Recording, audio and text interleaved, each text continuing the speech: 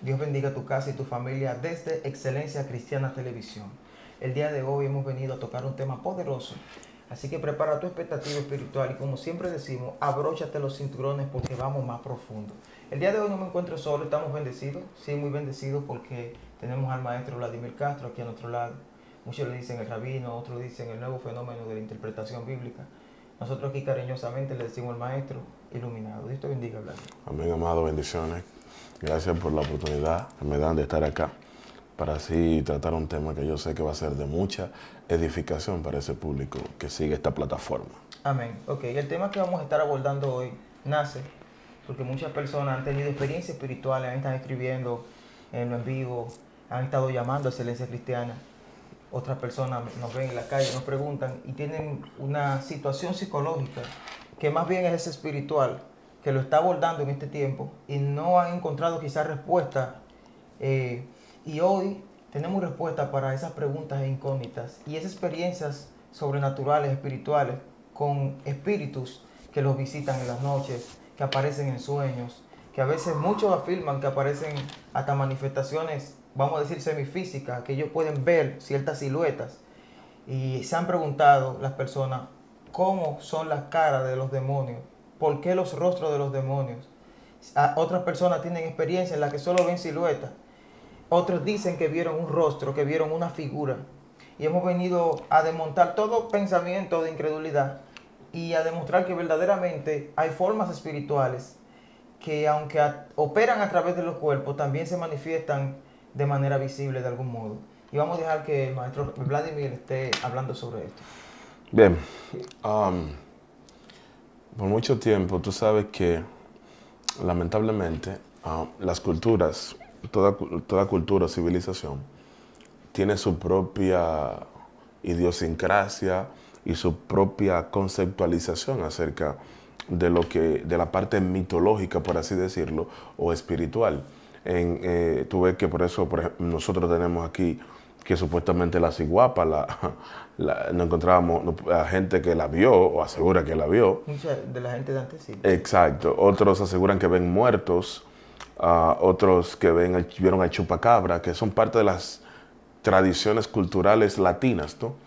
Lo cierto es que los espíritus, aunque la palabra espíritu tiene que ver con algo que no es evidentemente algo físico y que por tanto no tiene ninguna forma, en algún momento, y es bueno que se entienda esto, lo primero es que cuando yo veo, yo defino el objeto que estoy mirando, en este caso yo soy el observador, el objeto es el espíritu, va a venir en cierta medida en la forma o en la silueta o en el perfil de mi prejuicio o de mi formación cultural.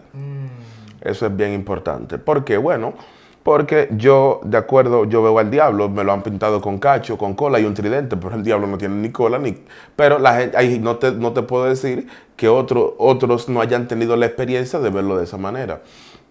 ¿Por qué? Bueno, porque depende mucho del recipiente o del observador. El observante va a modificar y va a interpretar de acuerdo a lo que él tenga almacenado acá. Y hay otras personas que no tienen nada almacenado previamente, ¿no? Y lo están mirando en su forma, como se le presenta, o como su mente o su cerebro, hasta donde da el nivel o la conciencia que tienen. Y eso hay que observarlo a sí mismo.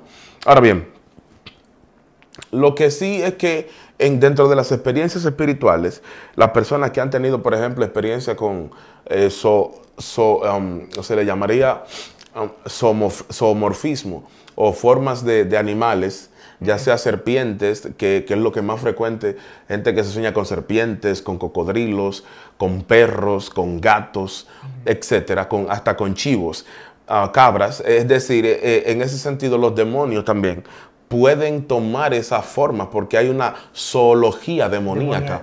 Es bien importante. Yo tengo un tema, de hecho, que algún día lo voy a tratar, se llama animales sagrados o zoología sagrada. Porque tú ves que la Biblia dice en Job que Dios jugaba con el Leviatán. Dios mío. Entonces, cuando tú te encuentras con este tipo de textos, te das cuenta que la Biblia está llena de un caudal de cosas que usted y yo desconocemos, porque usted y yo ni siquiera observamos esos textos. Entonces, los demonios sí pueden tomar forma de los animales ya mencionados y otros más, de hecho, de insectos también, de aves. Y de hecho, en Isaías habla de ciertas aves, pero es hablando de una energía, de la representación de una energía demoníaca. Habla del pelícano, habla del búho, de la lechuza nocturna, habla del murciélago, habla del buitre. O sea, todas, ¿qué tienen en común? Que son aves de rapiña, pero que al mismo tiempo también son representaciones. Entonces, los demonios son muy sagaces, y en algún momento, si ellos quieren externar o manifestar algo, o manifestarse de acuerdo a algo, ellos lo van a hacer. De ahí que no podemos, yo no digo que haya una cara definida para ellos, porque son espíritus, es decir, son entes que no sabemos la forma que tienen. El mundo espiritual no tiene la forma del mundo nuestro, es un poco más, menos limitado, ¿no? Entonces, lo que sí te puedo decir es que las representaciones son muy importantes, y es bueno que acatemos esto. ¿Por qué lo digo? Bueno, porque nosotros, por ejemplo, vemos, si tú vas a la cultura mesopotámica antigua, te darás cuenta que tú tienes a Marduk y a Tiamat. Tiamat y Marduk son dos dioses, ¿verdad?, que están peleando desde el principio de los tiempos por el caos. Marduk está peleando con Tiamat, que es la diosa del caos. Entonces, ellos están en riña, y Tiamat tiene una forma de serpiente. Okay. Y ella persigue a Marduk en su forma de serpiente, como en esta forma más o menos se para, ¿verdad? Y lo persigue. Oye esto. Bueno, lo curioso del caso es que luego tú vas a Egipto, y en Egipto te encuentras con Apophis o Apep, que es la diosa del bajo mundo, el dios del bajo mundo, que es una serpiente también. O sea, lo que te traigo al colación la serpiente, porque es uno... La representación. Exacto. Tanto así que hasta en el Gilgamesh. Quieren usar el dragón, pero es como es que el dragón y la serpiente siempre son iguales. Es que no hay una separación entre dragón y serpiente. De hecho, para que la gente sepa, o sea, la separación entre dragón y serpiente no es que no hay separación. Por eso la Biblia te habla, por ejemplo, del Leviatán. Por ejemplo, Isaías 27 dice: y el Señor con su espada dura y fuerte destruirá al Leviatán, serpiente marina, y al Leviatán, serpiente tortuosa, y al dragón que está en el mar. Pero no se está refiriendo entonces a un mismo ser.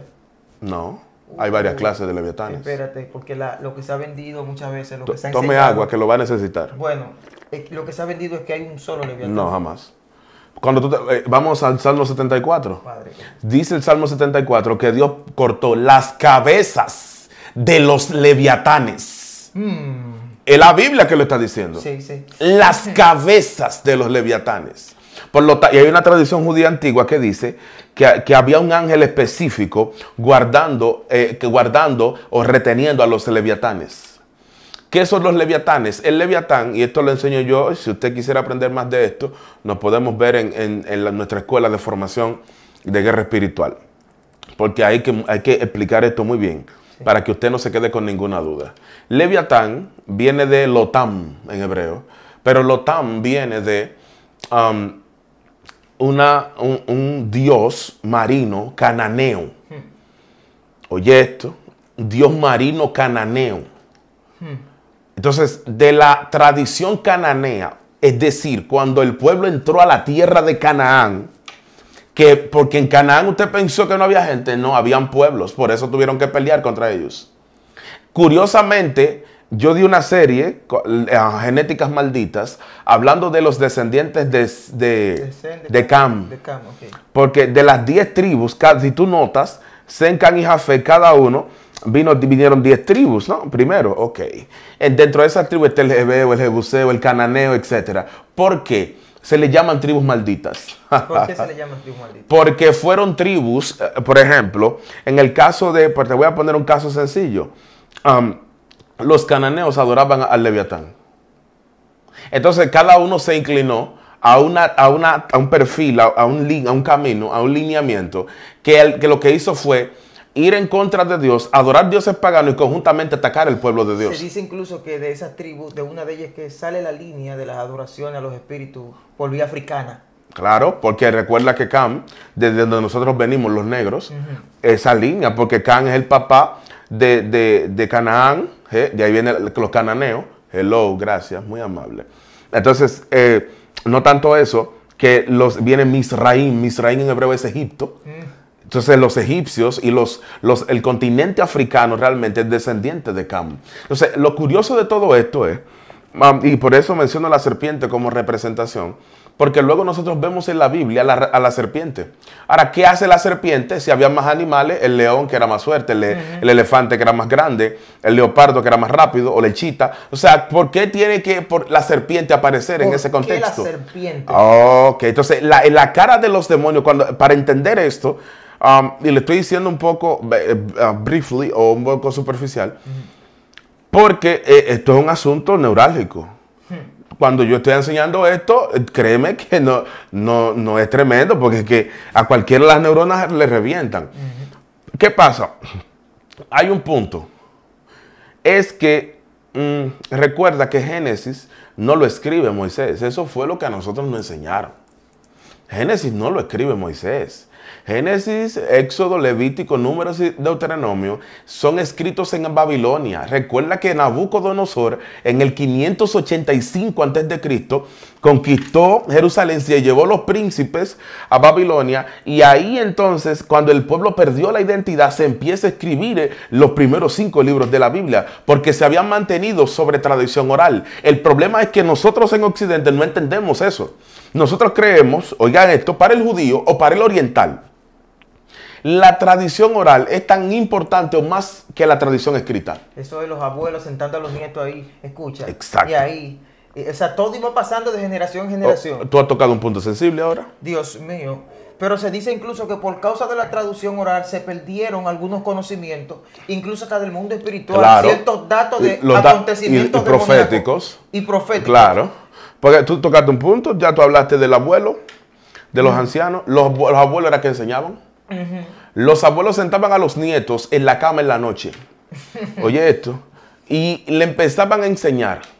Luego, pues perfecto. Al otro día lo levantaban a las 5 de la mañana. Otra vez. Y con una vara en la almohada. Si tú no te acordabas de lo que te enseñaron, de ahí es que la Biblia dice el proverbio: instruye al niño en su camino, y aun cuando fuere viejo no se apartará de él. O en otro lado dice: corrige al niño con vara. Este es refiriéndose a eso. Entonces eran los ancianos, porque son los más dotados, conocen la historia, la idiosincrasia, la cultura, las tradiciones, eran los más capacitados para transmitir eso. Incluso en las emigraciones que hubo en aquellos tiempos, por eso fue que se fue perdiendo la fuerza de la tradición oral. Hubo un momento que entonces se vino a establecer en tradición escrita para que no se perdiera todo el cúmulo del conocimiento. Pero aún así se perdieron muchas Pero cosas. aún así se perdieron porque era muy difícil. Ahora, usted está tomando el Oriente como referencia, pero es que en el Oriente no es como acá. A los 5 años un niño judío sabe la Torá. De Génesis a Apocalipsis, perdón, a Deuteronomio, él se la sabe de memoria a los 5 años. Completa. A los 12 años ya se la sabe desde Génesis hasta Malaquías. O sea, hello. ¿Por qué? Porque los judíos enseñaban por repetición. Por repetición, diariamente. Diariamente, ¿me entiendes? Y más para ellos, que una palabra en sí, o sea, más que lo escrito, para ellos la palabra tiene como vida, tiene como un poder. Ellos cuando recitan algo, lo hacen como si fuera algo, sí. no queremos decir mágico. No, espiritual. Algo espiritual, con una fuerza. Sí, entonces ahí viene un asunto. Por eso estamos tocando los pueblos paralelos. Entonces, estos pueblos paralelos tenían dioses, y la serpiente, como fue vinculada a la destrucción, a la muerte. En todas las culturas, casi. Todas. Porque podemos fijarnos que en la mitología griega, incluso. Sí, claro. Ponen, bueno, estamos hablando de este ser marítimo, pero tienen a Poseidón. Claro, o tienen a Medusa. Y tienen a Medusa, que es la de la serpiente. Exacto. Y entonces también hay un animal que habita en el agua, pero, según la mitología griega. El Kraken. El Kraken. O sea que todas las, vamos a decir, mitologías, historias, sí, de algún modo apuntan a un lineaje espiritual. Sí, lo que pasó fue cierta representación por imagen. Es bueno que tú tocas esa parte. ¿Por qué todas las culturas beben de esa fuente? Hay una razón. El problema es que hubo seres que eran de forma serpentina, que estaban en el cielo y cayeron. Cayeron a tal punto que llegaron a la tierra y se le mostraron a civilizaciones antiguas como que ellos eran dioses. De ahí entonces las tradiciones, los pueblos, ¿verdad? Los primeros que existieron en la tierra, los imperios, empezaron a establecer ese tipo de teologías. esa creencia en esos tipos de dioses. Entonces, cuando ellos subyugaban a un pueblo, ¿qué hacían? Le imponían sus dioses. Luego ese pueblo podía liberarse de ese yugo, o el imperio dejaba de ser que lo conquistó, y ya esa creencia se quedaba. Dios Y así mío. fue trascendiendo de cultura en cultura y de generación en generación hasta el día de hoy, que nosotros la tenemos vigente. Entonces, por eso nosotros tenemos que poner mucha atención. Eso me acuerda a un tema que yo tengo muy pronto que lo voy a dar. Se llama Las mitologías y el mundo antiguas y el mundo espiritual. Entonces, ¿por qué entonces nosotros tenemos representaciones demoníacas con serpientes, con cocodrilos? Que es interesante, como lo era en Egipto, que el cocodrilo era uno de sus dioses. No tanto eso, sino que también habían toros o bueyes que también eran representaciones. En alguna medida, entonces, estos seres espirituales tenían un parentesco con algo físico, porque estaban tomando precisamente animales, sapos, reptiles, lagartos, whatever. O sea, es que el tema es muy rico y muy vasto, precisamente por eso, porque ¿de dónde le sale entonces asociar a un espíritu de la tiniebla con un ente físico? Bueno, precisamente porque, y es donde aquí caemos en uno de los misterios más grandes.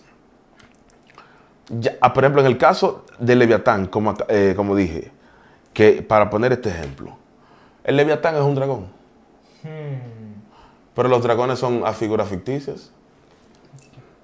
Son ficticias. Pero la Biblia te habla de dragones. Hello. De hecho, me voy más lejos. Hay una de las traducciones de Isaías en el texto que mencioné al pelícano, al búho, a la lechuza. ¿Sabes a quién menciona? Al unicornio. ¿Cómo? En una versión.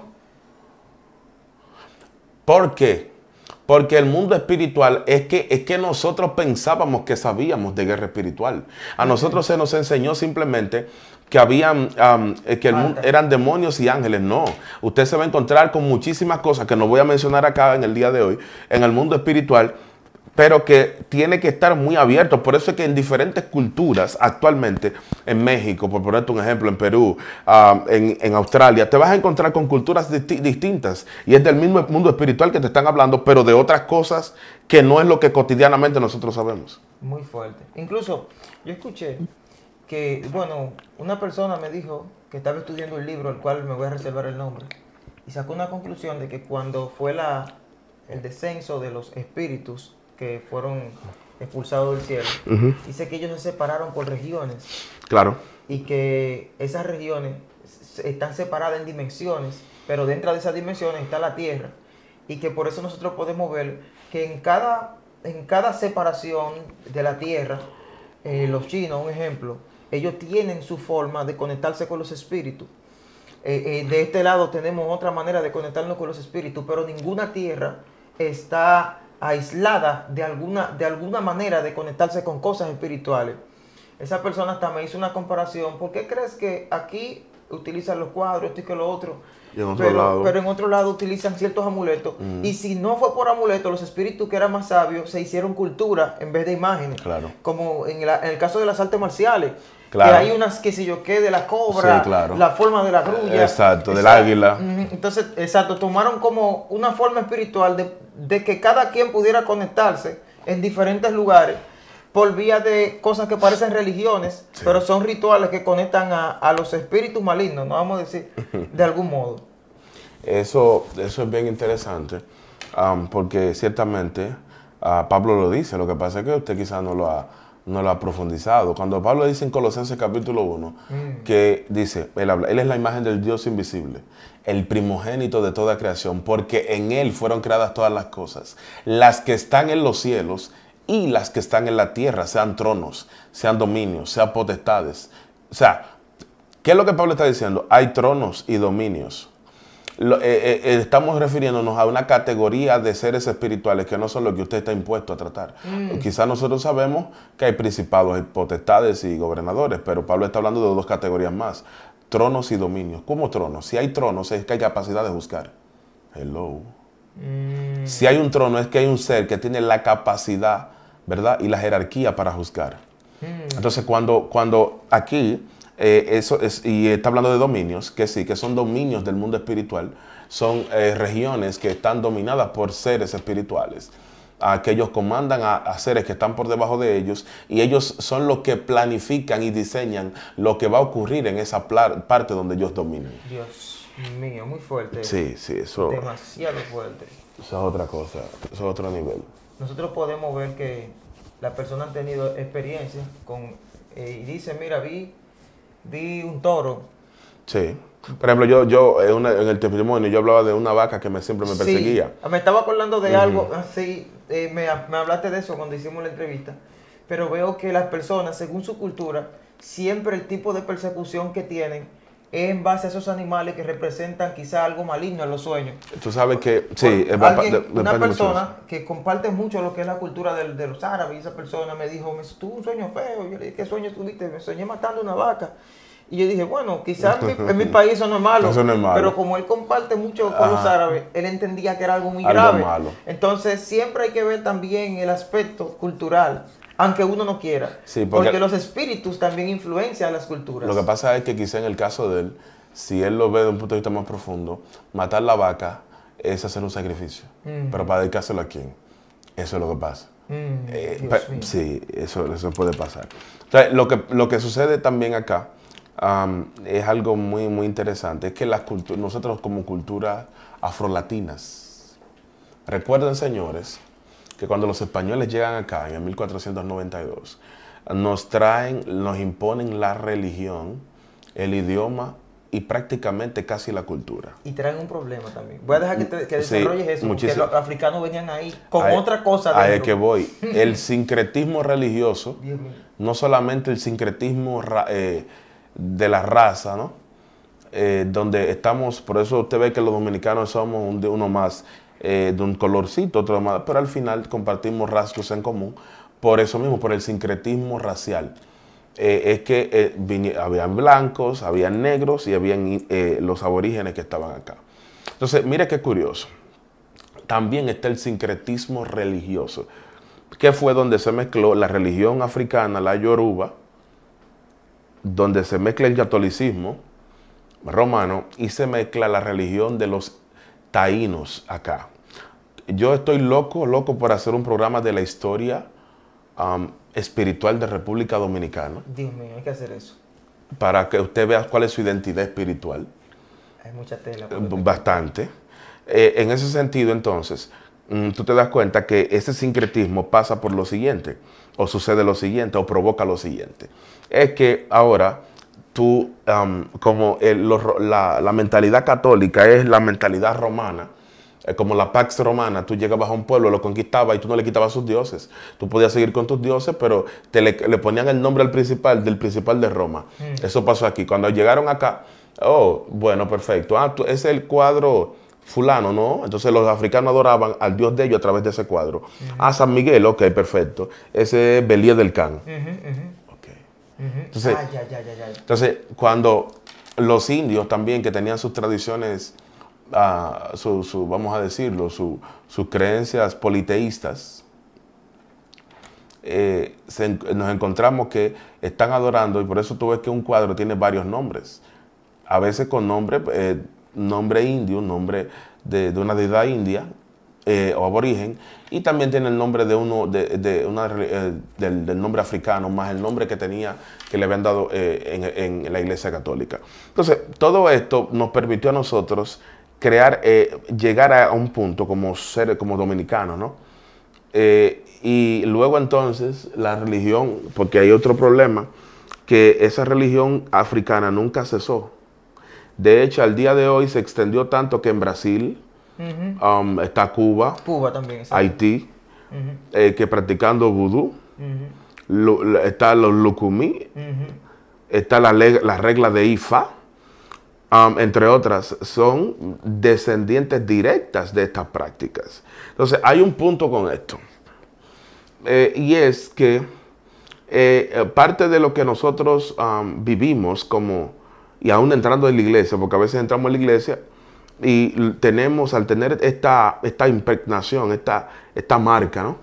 de lo que nos han legado nuestros antepasados, lo que venimos a la iglesia y es practicando esa misma, uno no lo sabe, pero esa misma línea es la que uno viene practicando dentro de la iglesia, porque uno no sabe, uno viene de afuera, yo iba de un brujo para que la suerte me mejorara, perfecto, Sí. yo vengo aquí adentro, pero no hay una formación, ¿no? No. Bíblica de que cómo debo actuar aquí adentro ahora, es deficiente la formación y por lo tanto yo prácticamente hago lo mismo, porque eso es lo que yo veía afuera. Entonces, por eso hay personas que acuden a lo profético, como acudían a los brujos. Incluso hay una enseñanza muy fuerte y vemos que David, el rey David tenía uno de los profetas más finos cerca, que era Natán. Sí. Y aún así la Biblia dice que David consultaba a Jehová. Sí. O sea, él no tenía una cultura de brujismo. De brujería, sí. Exacto, entonces a veces en la iglesia cometemos este error, pero es por la falta de educación Sí. en esa área. Entonces, ya en ese aspecto de la cara, el rostro de los demonios sí pueden tomar aspectos. Y es bueno que usted sepa, ¿por qué? Porque son entes espirituales, son energías inteligencias espirituales. Oiga el nombre, inteligencias espirituales, que andan buscando materializar la voluntad de alguien superior a ellos. Y inteligencia, dijiste la palabra inteligencia y eso me acordó un acontecimiento que viví cuando era niño. Yo veía una persona que entraba en mi habitación y veía que me pedía ayuda, pero tenía el rostro de una persona, todo. Oh. Todo. Entonces yo entendía que era un muerto, que era una persona muerta, fallecida. Y como eso, hasta hablaba de lo que hacían los judíos, los hebreos, que le pasaban el conocimiento a los hijos de manera oral. Oh, sí, claro. Aquí pasaba eso mucho. En Dominicana hablaban de los muertos, de las cosas, entonces eso iba pasando de generación en generación. Sí, claro. Y ya cuando tuve esta experiencia dije, eso es un muerto. Pero ¿qué pasa? Fui empapándome un poco de lo espiritual, era muy niño, claro. Y mi madre hizo una oración en la habitación y después de que ella hizo esta oración, más nunca pasó esto nuevamente. Okay. Pues al tiempo alguien me explica, una persona con un don muy fuerte de Dios, me dijo, tú tenías una experiencia muy fuerte, que tú veías algo. Me dijo, eso no era un muerto, eso era un demonio. Y yo dije, espérate. Y dije, pero ¿cómo? Pero los demonios son feos, porque esa es la enseñanza la que nos dan. idiosincrasia. O sea, los demonios son feos, ¿cómo? ¿Eso era una persona? No, lo que pasa es que tú hablaste de inteligencia espiritual. Claro. Ellos saben qué cosas. Hay personas que se le ha aparecido un ser querido después de muerto. Claro. Es que los demonios son inteligentes y saben que con esa parte van a sensibilizar tu espíritu para conectarte con la idolatría. Y ese es el objetivo de ellos, al fin y al cabo. Porque cuando una persona ve un muerto, ¿en qué piensa? En cuadros. Déjame acudir a la brujería para ver si vuelvo a ver este ser. No. Para ver si vuelvo. Y que los espíritus súcubos e incubos, cuando se van a manifestar, no son feos. Espérate. Tú estás hablando de los espíritus que seducen. Exacto. Esos espíritus no pueden ser feos. Al contrario, son espíritus muy... Y toman figuras de mujeres. Exacto. Y si ven que no pueden llegarte con la figura de una mujer que tú conoces, crean una que es la platónica. Exacto, Dios mío. la ideal. Entonces, entonces no son feos. Lo que pasa es que sí, su deformación, obviamente, uno sabe que hay un deterioro de su parte física, pero no todos se van a manifestar de la misma manera. Y es bueno que usted lo sepa. El diablo nunca se vestirá de diablo para si quiere conquistar a alguien. O como dijo Shakespeare, el mismo diablo citará las escrituras si bien le viene a su propósito. Muy fuerte. Inteligencia espiritual, eso que tocaste ahí es muy fuerte. Sí. Porque estamos hablando de la cara de los demonios y las personas están esperando algo feo. Y muchas veces los espíritus utilizan apariencia hermosa, vamos a decir así, Claro. para engañarnos. Bueno, ya entrando en este punto, antes de cerrar, quiero tocar una parte de lo que pasa con la cara de los demonios. Estamos hablando de que ellos toman figuras, cosas de la existencia, pero se me han acercado personas, me han llamado, que han visto cosas que no han visto en lo físico. Personas que han vivido largo tiempo de oración, de ayuno, y han tenido experiencia con el mundo espiritual, han visto cosas que ellos dicen que no han visto en el mundo físico. Claro. De hecho, una de ellas me dijo, wow, nunca había visto esto en el mundo físico, y un día viendo una película encontró una imagen así y dijo, wow, míralo ahí, eso fue lo que yo vi. Vio algo que dice que no existe, que no es en forma de animal, era una mezcla extraña de muchos ojos, muchas cosas. En ese tipo de casos, cuando son este tipo de apariciones, ¿de qué se trata? Ok, mira qué pasa. Por eso digo que el mundo espiritual no está nada más lleno de demonios y ángeles caídos. Hay otro tipo de seres que también gravitan en el mundo espiritual. Ah, ya. Claro. Y esos seres, y por ejemplo, solamente en la tradición judía y bíblicamente hay 10 clases de demonios. Solamente la traducción judía. Dios mío. 10 clases de demonios. Entonces, hay algo fuerte ahí. sí, entonces tú venir, obviamente que tú hay con cosas que no te has topado, hay cosas que tú no has visto, hay cosas que yo no he visto, pero es producto justamente de que es muy amplio el mundo espiritual. Lo único que cada cual está en su dominio, en su reino, haciendo lo que tiene que hacer. Sí, y antes de cerrar, saliendo un poquito de los espíritus demoníacos quizás, alguien hizo un cálculo, estábamos hablando una vez, aquí dimos una entrevista sobre los champuel, no sé si recuerdan, de esas personas que se transforman en brisa y viajan. Ahí estaban hablando de una conexión con la brujería, con los africanos, con los patos africanos. Sí, claro. Que hay unas personas que son como por encima de los champuel, que consultan a Orula, que viene siendo una de las primeras presentaciones de lo que es la potencia africana, ese que verde, que es de la adivinación y todo eso. Esas personas que entran a ese nivel llegan a un punto que logran como viajar en el tiempo. Okay. Eso dicen. Y esa persona me está compartiendo que por eso hay como un juicio espiritual para las personas que con brujería rompen como ciertas leyes físicas. Sí, claro. Y me estaba diciendo esta persona, y muchos lo saben de los que van a Haití, que los champuel, un ejemplo, viajan, pero cada vez que hacen un viaje se convierten en brisa y van de aquí a otro pueblo, se les ha quitado un año de su vida. Wow. Y yo decía, ¿pero por qué es esto?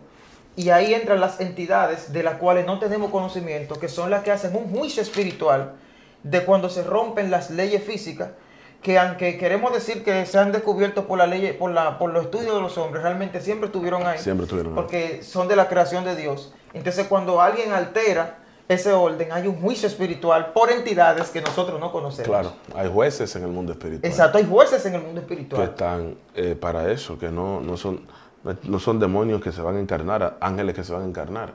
Están para juzgar solamente. Y eso, hay que poner atención a eso. Dios mío, bueno, esta entrega estuvo poderosa. Estuvimos hablando de las caras de los demonios. Este es un tema que tiene mucha tela que cortar, en verdad. Pero ya usted sabe que hay cosas que están relacionadas a lo cultural.